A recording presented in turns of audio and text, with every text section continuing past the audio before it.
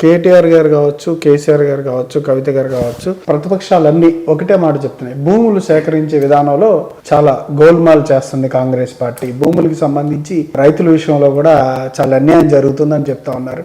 ఈ విషయం మీద ఉంటారు. సరే, ఇప్పుడు ఎప్పుడైనా గవర్నమెంట్ ఏదైనా భూసేకరణ చేసినప్పుడు తప్పక వారికి ఏదైతే మార్కెట్ విలువ ప్రకారం ఇవ్వాలా కాంపన్సేషన్.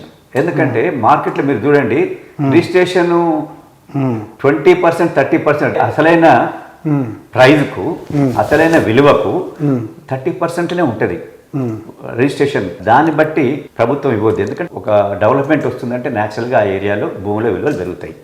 గవర్నమెంట్ ఏమంటది, మేము రిజిస్ట్రేషన్ వాల్యూ ప్రకారం దానికి డబ్బులో త్రిబుల్లో ఇస్తామంటది.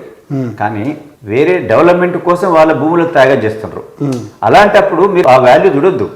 వీళ్ళు త్యాగం చేస్తున్నారని చెప్పి వాళ్లకు ఆ రోజు అక్కడ ఎగ్జిస్టింగ్ ప్రైజ్ ఏముందో దగ్గర ఆ ప్రైజ్ ఇస్తే అక్కడున్న భూములు కోల్పోయిన వాళ్ళు, లేకుంటే అక్కడ ఎంప్లాయ్మెంట్ కోల్పోయిన వాళ్ళు ఇంకో దగ్గరికి పోయి వాళ్ళ జీవనం నడిపేదానికి బాగుంటుంది. కానీ అది అన్నది ప్రతి పార్టీ కూడా అంటుంది, ప్రతి మనిషి కూడా అది అంటున్నారు. కానీ ఉన్న ప్రభుత్వం అంటే ఎవరైతే ప్రభుత్వాన్ని నడుపుతున్నారో ఆ పెద్దలు దాన్ని అనుసరించాలా. వాళ్ళు దాన్ని చూసి ఆ విధంగా చేసినప్పుడు అట్లీస్ట్ కొంతైనా అక్కడ భూములు కోల్పోయిన వాళ్ళకు, ఉపాధి కోల్పోయిన వాళ్ళకు మేలు జరుగుతుందని చెప్పి నేను భావిస్తాను.